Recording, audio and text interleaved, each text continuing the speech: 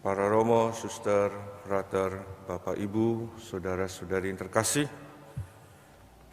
mari kita siapkan hati sejenak mengawali ekarsi kita di pagi hari ini. Dengan terlebih dahulu kita menengok hidup kita masing-masing, menyadari dan mengakui segala kekurangan, kelemahan, dan terlebih dosa kita agar kita layak merayakan peristiwa penyelamatan ini. Marilah berdoa. Allah Bapa Maha Pengasih, Engkau senantiasa menyayangi umat-Mu. Semoga kami selalu berkobar dalam mematuhi perintah-perintah Yesus Kristus Putra-Mu. Sebab Dialah Tuhan pengantara kami yang bersama dengan Dikau dalam persatuan Roh Kudus, hidup dan berkuasa Allah sepanjang segala masa. Amin. Bacaan dari surat kepada orang Ibrani. Saudara-saudara, Allah bukan tidak adil, maka tidak mungkin Ia lupa akan pekerjaan dan kasih yang kamu tunjukkan terhadap nama-Nya lewat pelayananmu terhadap orang-orang kudus yang masih kamu lakukan sampai sekarang. Tetapi kamu ingin supaya kamu masing-masing menunjukkan kesungguhan yang lestari, sampai apa yang kamu harapkan akhirnya benar-benar kamu miliki. Kami ingin kalian menjadi lamban, tetapi tetap bersemangat mengikuti jejak mereka yang oleh iman dan kesabaran mendapat bagian dalam apa yang dijanjikan Allah. Ketika Allah memberikan janjinya kepada Abraham, Ia bersumpah demi dirinya sendiri, karena tidak ada orang yang lebih tinggi daripadanya. Dalam sumpah itu Ia berjanji, sesungguhnya Aku akan memberkati engkau berlimpah-limpah dan akan membuat engkau sangat banyak. Abraham menanti dengan sabar, dan dengan demikian ia memperoleh apa yang dijanjikan kepadanya.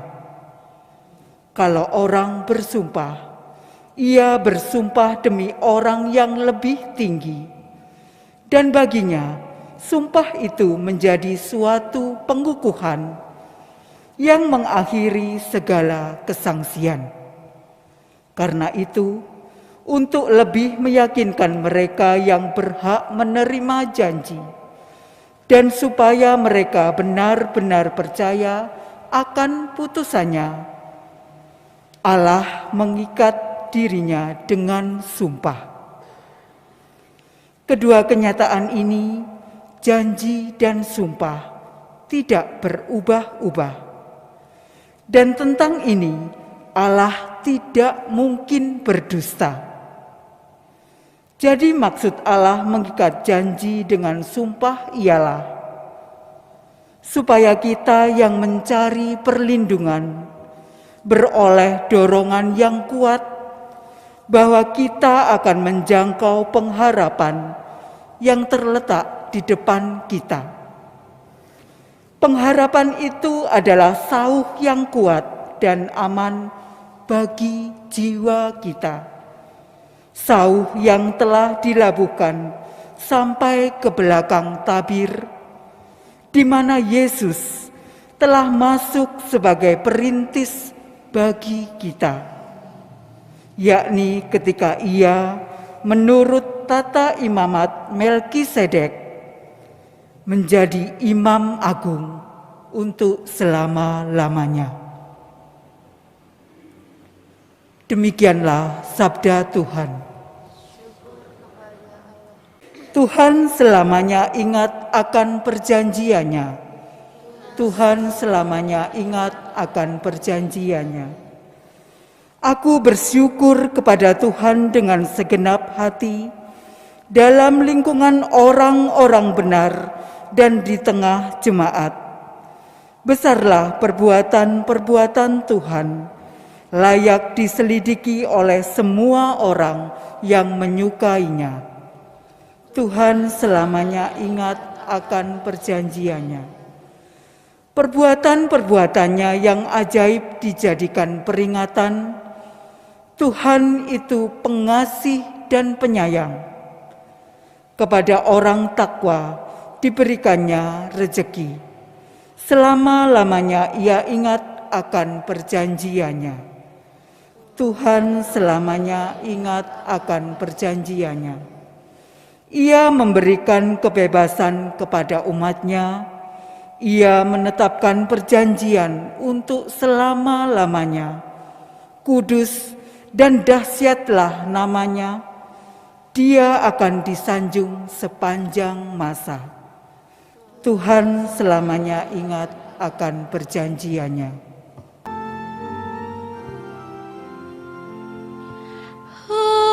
Haleluya, haleluya, haleluya.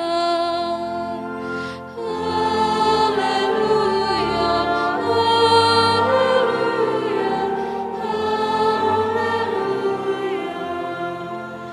Bapa Tuhan kita Yesus Kristus akan menerangi mata budi kita, agar kita mengenal harapan panggilan kita.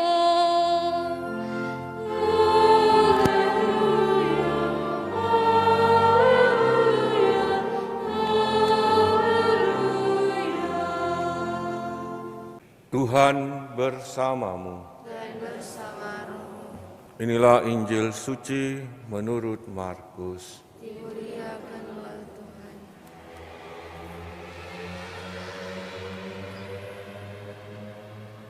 Pada suatu hari Sabat, Yesus berjalan di ladang gandum. Dan sementara berjalan, murid-muridnya memetik bulir gandum. Maka kata orang-orang Farisi kepada Yesus, "Lihat, mengapa mereka berbuat sesuatu yang tidak diperbolehkan pada hari Sabat?" Jawab Yesus kepada mereka, "Belum pernahkah kamu baca apa yang dilakukan Daud ketika ia dan para pengiringnya kekurangan dan kelaparan? Tidakkah ia masuk ke dalam rumah Allah waktu Abiatar menjabat sebagai imam agung, lalu makan roti sajian yang tidak boleh dimakan kecuali oleh imam-imam, dan memberikannya juga kepada pengikut-pengikutnya?" Lalu kata Yesus pada mereka, "Hari Sabat diadakan untuk manusia, dan bukan manusia untuk hari Sabat.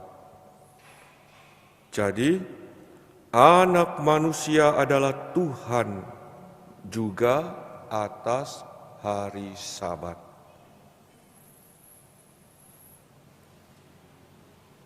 Demikianlah sabda Tuhan.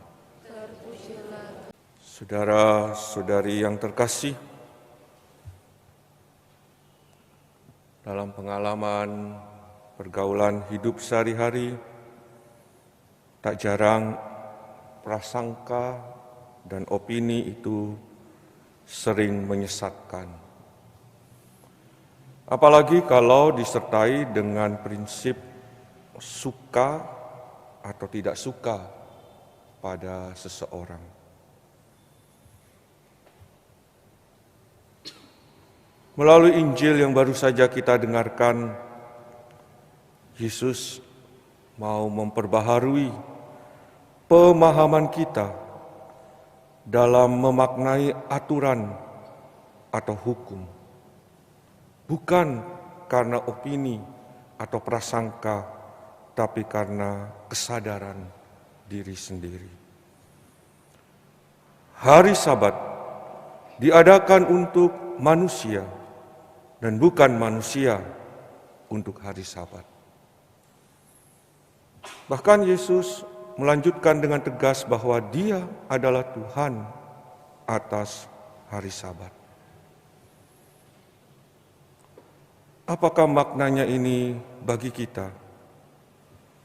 Kita disadarkan ada hukum lain selain dari hukum yang tertulis, juga termasuk yang tertulis dalam kitab suci, yaitu tentang kuasa Allah yang melampaui segala hukum tertulis.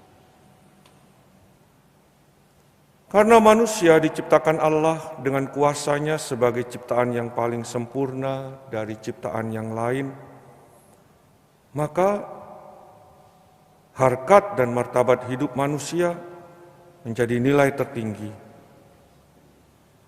Sehingga aturan apapun yang membahayakan atau bisa menghancurkan hidup manusia terkalahkan oleh hal itu. Semoga kita bisa memaknai aturan-aturan yang ada di sekitar kita, termasuk juga hukum gereja dengan sikap yang benar, seperti yang Yesus ajarkan ini. Tidak lagi berdasarkan opini atau a priori orang, tidak mengorbankan nilai-nilai kemanusiaan, tapi justru harus menjadikan berkat keselamatan bagi sesama. Angin pusaran timbulkan badai, akan membuat tercerai-berai. Aturan hidup untuk manusia agar mengalami bahagia. Hari Sabat diadakan untuk manusia dan bukan manusia untuk hari Sabat. Maka Putra Manusia berkuasa atas hari Sabat. Kemuliaan pada Bapa dan Putra dan Roh Kudus, seperti pada permulaan, sekarang selalu, dan sepanjang segala abad. Amin. Marilah berdoa. Allah Bapa sumber kebebasan, Engkau telah memberi kami rahmat berlimpah dalam Ekaristi ini. Kuatkanlah kami dalam berusaha mewujudkan tatanan masyarakat yang dipenuhi dengan cinta kasih, keadilan, dan kedamaian, seraya menantikan dunia baru yang Kau janjikan. Dengan pengantaran Kristus Tuhan kami. Amin.